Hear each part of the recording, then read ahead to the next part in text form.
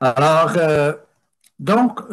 un petit retour là, sur la troisième question, parce que notre point de départ pour ce matin, ça va être effectivement la troisième question, c'est-à-dire pour répondre à la question quelle est la solution, ben, ça va être notre point de départ, c'est la réponse qu'on a donnée à la troisième question, quel est le problème? Parce qu'évidemment, le remède doit correspondre à la maladie, c'est-à-dire que la solution doit correspondre au problème. Et si vous vous rappelez, on a vu que le récit de la Genèse attribue la cause de ce qui ne va pas dans le monde à la rupture de la relation entre les êtres humains et Dieu, c'est-à-dire au rejet de Dieu par les êtres humains. Le récit qu'on retrouve dans la Genèse, le récit d'Adam et Ève, qu'on appelle aussi le récit de la chute, donc ce récit d'Adam et Ève qui refusent d'obéir au cadre moral que Dieu leur avait donné, et qui choisissent de vivre en dehors de ce cadre moral, bien, ce récit représente tous les refus des êtres humains de vivre dans le cadre qui est donné par Dieu. En fait, on appelle ça un récit génératif, c'est-à-dire que ce récit-là comprend l'ensemble de tous les récits de refus des êtres humains. Et puis, les conséquences qui ont suivi ce récit-là, ben, elles représentent l'ensemble des conséquences que nous retrouvons dans le monde aujourd'hui.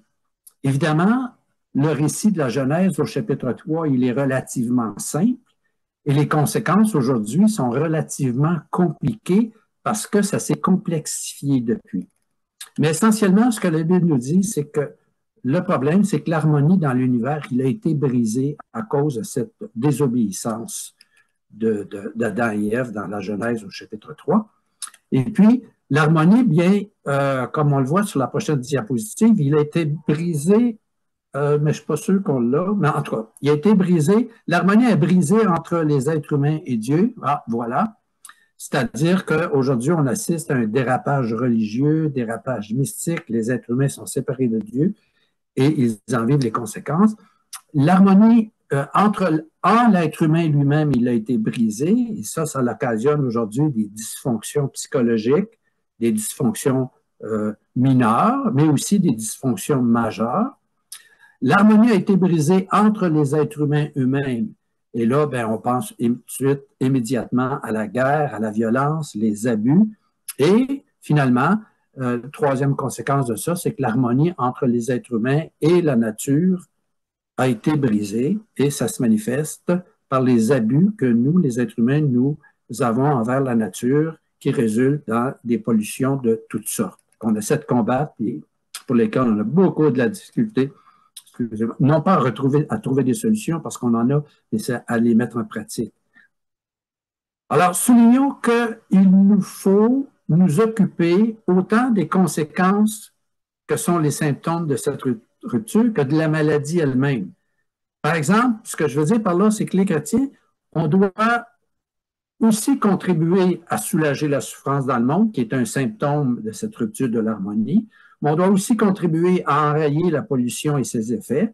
On doit aussi contribuer au maintien de la paix entre les êtres humains. Ceci étant dit, il faut quand même dire que la véritable guérison ne se réalise pas seulement en s'occupant des symptômes, mais elle se réalise lorsque la source du problème est enlevée. Un petit peu comme quand vous vous présentez chez le médecin parce que vous avez des symptômes, bien, le médecin va traiter les symptômes, mais il doit aussi, pour régler le problème, traiter la maladie, traiter la cause de ces symptômes-là. Alors, quand on parle de traiter la cause de ces symptômes, la solution qui nous est présentée par la Bible, bien, c'est la réconciliation avec Dieu. Aussi simple que ça. La révélation biblique, à travers ces pages, elle trace le chemin vers cette réconciliation avec Dieu en décrivant et en illustrant de maintes façons comment on peut être réconcilié avec Dieu. Et là, ce matin, on va reprendre justement quelques-uns de ces éléments de réponse que donne la Bible.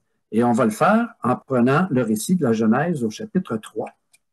La première chose que nous dit la Bible, quelle est la solution au problème des êtres humains? Bien, c'est que l'initiative vient de Dieu. l'initiative, le récit de la Genèse nous raconte qu'après avoir rompu l'alliance qui les unissait à Dieu, Adam et Ève ont été saisis d'une grande frayeur, ils ont été saisis de honte, ils ont eu peur, ils se sont cachés, ils ont fui devant Dieu. Et c'est ce que nous raconte la Genèse au chapitre 3, versets 8 à 13 et le verset 21, que Chantal a déjà affiché à l'écran. Alors, je lis avec vous. Genèse 3, verset 8. Alors ils entendirent la voix de l'Éternel Dieu qui parcourait le jardin vers le soir, et l'homme et sa femme se cachèrent, loin de la face de l'Éternel Dieu, au milieu des arbres du jardin. Mais l'Éternel appela l'homme et lui dit, où es-tu? Et l'homme répondit, j'ai entendu ta voix dans le jardin, j'ai eu peur, parce que je suis nu et je me suis caché. Et l'Éternel Dieu dit, qui t'a appris que tu es nu? Est-ce que tu as mangé de l'arbre dont je t'avais défendu de manger? Et l'homme répondit, c'est la femme que tu as mise auprès de moi qui m'a donné de l'arbre, et j'en ai mangé. L'Éternel Dieu dit à la femme, pourquoi tu fais cela? Et la femme répondit, le serpent m'a séduite et j'en ai mangé. Et au verset 21, l'Éternel Dieu fit, à Adam et à sa femme des habits de peau et il les en revêtit. Qu'est-ce qu'on observe dans cette courte histoire? Bien, tout d'abord, la chose la plus importante, je vous dirais, c'est que Dieu prend l'initiative et Dieu se met à la recherche d'Adam et Ève. Adam et Ève ont désobéi à Dieu, ils se cachent parce qu'ils ont honte, ils ont peur, ils se sentent coupables et ils essaient de se camoufler pour ne pas paraître devant la face de Dieu, espérant que Dieu ne verra pas leur honte, leur nudité. Dieu, lui, il appelle Adam et Ève. Où es-tu? Dieu se met à la recherche des êtres humains. C'est ce que ces trois mots-là nous disent. Dieu se met à la recherche des êtres humains. Le poids de ces trois mots, il est extrêmement important. En fait, ce poids-là, ces trois mots-là, si vous voulez, sont comme une semence qui contient en puissance tout le plan rédempteur de Dieu en faveur des êtres humains. On peut dire que ces trois mots contiennent tout ce que la Bible dit au sujet de la relation entre Dieu et les êtres humains. Un petit peu comme une semence. Vous savez, si on tient une semence d'un érable, par exemple, si vous avez la semence de l'érable, c'est tout petit, mais cette semence-là, elle contient potentiellement tout ce que peut devenir l'érable, un grand arbre. Mais la même chose, ces trois mots-là, où es-tu, contient potentiellement tout le plan de rédemption de Dieu, toute action rédemptrice de Dieu.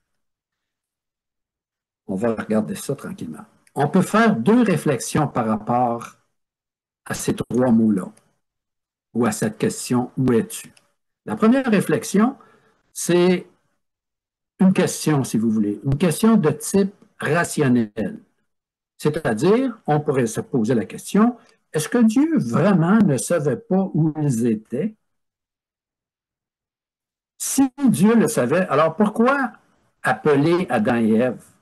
En fait, ce qu'il faut retenir ici, c'est qu'on a affaire à un récit représentatif de qui est Dieu.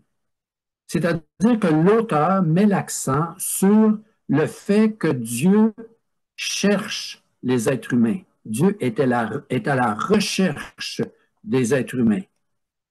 Alors la question, évidemment, Dieu savait où ils étaient quand il pose la question « Où es-tu » ?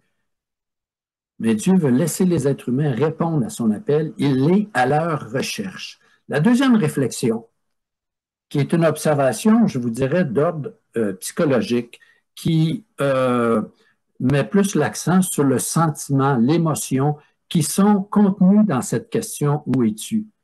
Et vous qui avez eu des enfants, vous pouvez très bien vous identifier avec cette question. C'est une émotion qui est semblable au cri du parent qui, tout à coup, ne voit plus son enfant qui est disparu de son champ de vision et qui crie « Où es-tu » ? Il nous est arrivé à Francine et moi, lorsque les enfants étaient tout petits, le plus jeune avait peut-être 5 ans, 8 ans, on est allé en vacances près de la mer au New Jersey et un soir, on est allé sur la plage. On avait stationné la voiture quand même assez loin de la plage Et quand on est revenu, ben, il faisait noir.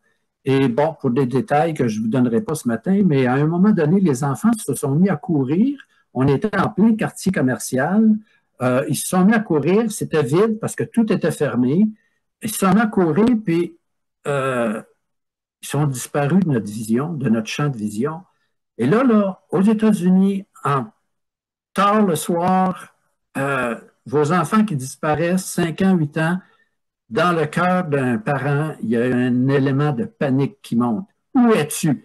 C'est un peu cette émotion-là qu'on trouve dans ces trois mots-là. Dieu est à la recherche des êtres humains. Et si vous êtes familier avec ce que la Bible dit de Dieu, vous comprenez la profondeur de ces trois mots-là, la profondeur du sentiment de Dieu dans cette question qui paraît très simple, mais qui en réalité révèle au moins le caractère de Dieu, un Dieu qui est à la recherche des êtres humains, et son attachement, son émotion à l'égard des êtres humains, ce désir d'être en relation avec eux. Où es-tu? Ésaïe reprend dans une image à peu près la même chose dans Ésaïe au chapitre 49, au verset 15. Ésaïe utilise une image que j'aime beaucoup. Il dit en parlant de la part de Dieu, une femme oublierait-elle l'enfant qu'elle allait? N'a-t-elle pas pitié du fruit de ses entrailles? Quand même elle t'oublierait, ou elle l'oublierait. Moi, je ne t'oublierai point. Voyez-vous, Dieu se compare à une mère, puis quand même la mère oublierait l'enfant qu'elle est en train d'allaiter. Moi, je ne t'oublierai pas. Et on sait qu'une mère qui est en train d'allaiter est extrêmement attachée à son enfant. Pour ceux qui connaissent le développement des enfants, on parle de relations symbiotiques, un attachement profond entre les deux. L'enchaînement des histoires bibliques, c'est un retour constant sur cette vérité-là. C'est un développement continu de ce thème-là, c'est-à-dire ce qu'on retrouve dans les histoires bibliques au fur et à mesure où elles progressent, c'est des illustrations du fait que Dieu est à la recherche des êtres humains et c'est lui qui prend l'initiative. Je vous donne quelques exemples tirés des Écritures. Par exemple, l'exemple des enfants d'Israël. On voit que Dieu n'abandonne jamais son peuple qu'il a choisi. Malgré le privilège d'avoir été choisis comme peuple de Dieu, les enfants d'Israël n'ont cessé de se détourner de Dieu. J'allais dire jour après jour, mais histoire après histoire, les enfants d'Israël se détournent de Dieu. Et pourtant, Dieu a toujours pris l'initiative de la réconciliation. Dans Ésaïe, au chapitre 65, le verset 22, on peut lire « J'ai tendu mes mains tous les jours vers un peuple rebelle. » Voyez-vous la question « Où es-tu? » J'ai tendu tous les jours mes mains vers un peuple rebelle qui marche dans une voie mauvaise au gré de ses pensées. Dieu tend les mains vers nous, il nous invite à revenir à lui.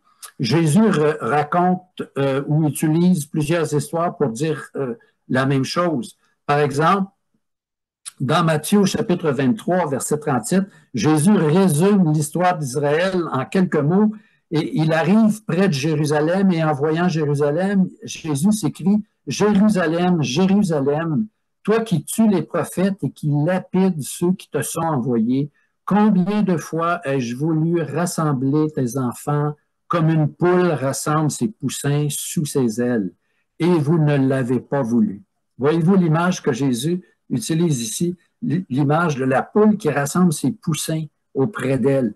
Une image pour nous communiquer cette réalité-là, que Dieu nous cherche, Dieu recherche la communion avec les êtres humains, et lorsqu'on s'éloigne de lui, il nous appelle, il vient nous chercher.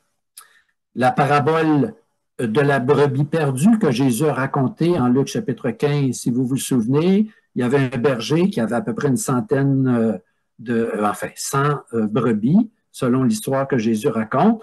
Le soir, il retourne au bercail, il se présente à l'enclos, puis il fait rentrer ses brebis, puis il les compte. Et sur les 100, ben, il y en a seulement 99. Il en manque une. Et là, le berger laisse là ses brebis et part à la recherche de celle qui est perdue.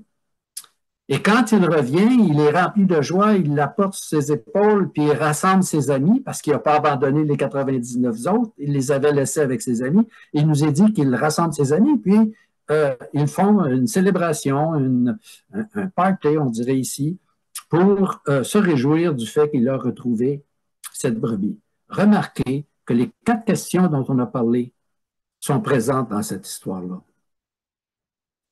Dans quel monde cette brebis vivait-elle? Ben, elle vivait dans un monde qui risquait d'être dangereux pour elle, mais un monde où elle avait aussi un berger qui prenait soin d'elle. Qui est-elle? Ben, effectivement, c'est une brebis qui appartenait à ce berger-là et elle faisait partie de son troupeau. C'est quoi le problème? Ben, c'est justement ce monde-là qui présente toutes sortes d'occasions de s'éloigner du berger et de sa protection. Et dans un élan de folie, probablement, peut-être attirée par quelques herbes ou quelques eaux fraîches, elle s'est éloignée. Et quelle est la solution? Bien, c'est le berger. Et que fait-il, le berger? Il se met à la recherche de sa brebis qui est perdue. Il n'attend pas qu'elle revienne au bercail, il va lui-même la chercher. Et Jésus voulait nous communiquer ceci par rapport à Dieu. La solution de Dieu, c'est lui qui prend l'initiative. Même chose avec l'histoire du fils prodigue dans le même chapitre, dans Luc chapitre 15. Vous connaissez cette histoire-là. Ce jeune homme demande à son père son héritage. Il s'en va dilapider son héritage. Il descend au plus bas niveau de la déchéance morale. Et là, dans ce creux existentiel, bien, il rentre en lui-même, il se repent, et décide de retourner demander pardon à son père. Et avant même son arrivée, le père qui le voit venir de loin court à sa rencontre et l'accueille chaleureusement. Alors encore là, on a la réponse à ces 4 questions. Et ce que Jésus essaie de nous dire ici, c'est que Dieu, c'est un Père qui est à la recherche des êtres humains qui se sont éloignés de lui. Et Jésus lui-même, c'est un exemple suprême, je vous dirais, de cette initiative. Le texte de Jean, chapitre 1, ce qu'on appelle le prologue de Jean, l'évangile de Jean, bien, c'est un texte qui nous parle exactement de cela. Regardez, on va le lire ensemble. Au commencement était la parole, et la parole était avec Dieu, et la parole était Dieu. Elle était au commencement avec Dieu. Toutes choses ont été faites par elle. Rien de ce qui a été fait n'a été fait sans elle. En elle était la vie, et la vie était la lumière des hommes. La lumière, lui, dans les ténèbres, et les ténèbres ne l'ont point reçue. Cette lumière est la véritable lumière qui, en venant dans le monde, qui est venu dans le monde. Voyez-vous, Jésus existait déjà. Jésus était en présence de son Père. Il avait créé toutes choses. Mais à cause de notre désobéissance, il est venu dans le monde. Il est venu à notre recherche. Il a pris cette initiative. En venant dans le monde, cette lumière éclaire tout homme. Elle était dans le monde a été fait par elle, le monde ne l'a point connue. Elle est venue chez les siens ne l'ont pas reçue. Mais à tous ceux qui l'ont reçue, à ceux qui croient en son nom, elle a donné le pouvoir de devenir enfants de Dieu, lesquels sont nés non du sang, ni de la volonté de la chair, ni de la volonté de l'homme, mais de Dieu. Et la parole, bien, elle a été faite chair, elle est venue parmi nous, elle a habité parmi nous. Dieu a pris cette initiative de venir à notre rencontre par l'incarnation. Elle a habité parmi nous pleine de vie, de grâce et de vérité, et nous avons contemplé sa gloire, une gloire comme la gloire du Fils unique venu du Père.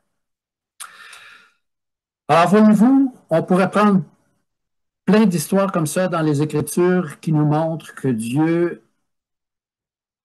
est à la recherche des êtres humains qui se sont éloignés de lui. Alors, quelle réponse Dieu attend-il des êtres humains? Une réponse simple, je vous dirais, repentance et foi.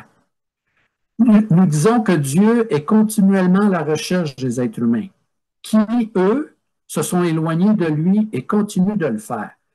Alors, que devons-nous répondre lorsque nous entendons le cri de Dieu qui dit « Où es-tu?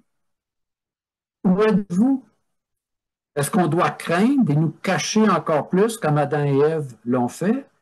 Ou est-ce qu'on pourrait offrir quelque chose à Dieu pour racheter cette harmonie que nous avons perdue, bien, nous n'avons aucune crainte à avoir de Dieu. Et en plus, non seulement nous n'avons aucune crainte à avoir de Dieu, en plus, c'est gratuit. Ésaïe, encore une fois, je cite Ésaïe au chapitre 55, les versets 1 à 3. Ésaïe écrit ceci: « Vous tous qui avez soif, venez aux eaux, même celui qui n'a pas d'argent, venez acheter et manger. Venez acheter du vin et du lait sans argent, sans rien payer. Pourquoi pesez-vous de l'argent pour ce qui ne nourrit pas? Pourquoi travaillez-vous pour ce qui ne rassasie pas? Écoutez-moi donc, et vous mangerez ce qui est bon, et votre âme se délectera de mets succulents. Prêtez l'oreille et venez à moi. Écoutez et votre âme vivra. Je traiterai avec vous une alliance éternelle pour rendre durable mes faveurs envers Dieu. » Quand le prophète dit ici, venez acheter du vin, du lait, venez et mangez, achetez sans argent, sans rien payer. Il n'est pas en train de parler vraiment de nourriture. Ce sont des paroles symboliques pour dire que Dieu nous invite à venir à lui parce qu'il veut combler notre besoin de communion avec lui et il nous donnera des mets succulents, dit-il. L'ensemble des récits bibliques donne une réponse. Et la réponse que Dieu attend de nous à la question « Où es-tu? » Qu'est-ce que Dieu attend de nous? Bien, c'est de nous tourner vers lui et de retourner à lui. Ce que le Nouveau Testament appelle la repentance et la foi. Et c'est ce que Dieu a demandé d'annoncer à Ézéchiel, par exemple, à ceux qui sentaient la lourdeur de leur faute. Dans Ézéchiel, au chapitre 33, les versets 10 à 11. « Et toi, fils de l'homme, dis à la maison d'Israël, vous dites, nos transgressions, nos péchés sont sur nous, et c'est à cause d'eux que nous sommes frappés de lourdeur, de langueur. Comment pourrions-nous vivre? » Voyez-vous comment leur fardeau était pesant à cause de leurs péchés? « Dis-leur, je suis vivant, dit le Seigneur l'Éternel. Ce que je désire, ce n'est pas que le méchant meure, c'est qu'il change de conduite et qu'il vive. Revenez, revenez de votre mauvaise voie. Et pourquoi mourriez-vous, maison d'Israël? » Voyez-vous encore une fois cet appel de Dieu. Où es-tu? Revenez à moi. Dieu prend l'initiative. La repentance est un retour vers Dieu pour rétablir notre communion avec lui. Et c'est ce que résume l'apôtre Paul quand il fait venir les responsables de l'église d'Éphèse à Milet parce qu'il est en voyage et puis il veut rencontrer les anciens de l'église d'Éphèse. Et dans son discours, on pourrait dire, dans son mot d'adieu, il leur dit, « Vous savez, je ne vous ai rien caché de ce qui vous était utile. Et je n'ai pas craint de vous prêcher et de vous enseigner publiquement et dans les maisons, annonçant aux Juifs et aux Grecs la repentance envers Dieu et la foi en notre Seigneur Jésus-Christ. » Ça, c'est dans les Actes des Apôtres au chapitre 20, versets 21 et 22. Et ce que je voulais souligner, c'est que Paul dit ici, « Je n'ai pas craint d'annoncer aux Juifs, aux Grecs, la repentance envers Dieu et la foi en notre Seigneur Jésus-Christ. » En effet, le voleur ne peut pas dire « Je regrette le mal que je vous ai fait » tout en continuant à voler. Pas plus que la personne adultère peut dire « Pardonne-moi mon amour » et continuer à vivre son infidélité. Pas plus que le violent ou la violente peut dire « Ah, je regrette le mal que je vous ai fait » tout en continuant sa violence. La repentance, c'est de se détourner de ce mal-là. Ainsi, Dieu nous reçoit gratuitement, gracieusement, lorsque nous retournons à lui. Et nous, de notre côté, bien, on ne peut continuer à vivre comme si nous n'étions pas retournés vers lui. Dieu ne nous demande pas de débuter un programme de perfectionnement jusqu'à temps qu'on soit rendu à un niveau acceptable où il pourra nous accepter. Non, Dieu sait très bien que les conséquences de la rupture avec lui sont pesantes et pénibles pour les êtres humains. Et c'est pourquoi Jésus nous invite de venir à lui tel que nous sommes. En Matthieu, au chapitre 11, les versets 28 à 30, Jésus nous dit, « Venez à moi, vous tous qui êtes fatigués et chargés. » C'est la prochaine diapo, Chantal. Merci. « Venez à moi, vous tous qui êtes fatigués et chargés, et je vous donnerai du repos. Prenez mon joug sur vous et recevez mes instructions, car je suis doux et humble de cœur. Et vous trouverez du repos pour vos âmes, car mon joug est doux et mon fardeau léger. » Dieu est à la recherche des êtres humains et il attend que nous retournions à lui. Alors, en conclusion, toutes ces choses que nous avons vues sont reliées entre elles. Parce que Dieu voulait dès l'origine le bien des êtres humains, il nous a placés dans un monde qui est là, créé bon, pour qu'on puisse pourvoir à nos besoins, en tirer notre subsistance, parce que nous avons une très grande valeur à ses yeux et parce qu'il y a eu une grande tragédie, c'est-à-dire l'entrée du péché dans le monde qui nous a séparés d'avec Dieu, bien Dieu a pris l'initiative de notre guérison, qui s'est développée à travers les Écritures jusqu'à sa complète réalisation en Jésus-Christ. Jésus-Christ, c'est Dieu qui vient à nous en nous cherchant pour nous appeler à venir à lui. Il a tout fait pour que ce soit possible. Alors, au cours des derniers mois, j'ai essayé d'illustrer comment les récits bibliques transforment notre vision du monde. Par l'intermédiaire de nombreux récits, on voit dans la Bible, c'est-à-dire la Bible nous aide à comprendre quelle est notre place dans le monde et quelle est la volonté de Dieu envers nous. Et ces récits bibliques nous aident à comprendre notre propre histoire, l'histoire de personnes qui sont aimées et transformées par un Dieu qui est constamment à leur recherche jusqu'à ce que nous établissions une relation avec lui par la foi en Jésus-Christ. Que Dieu puisse bénir sa parole. Merci beaucoup.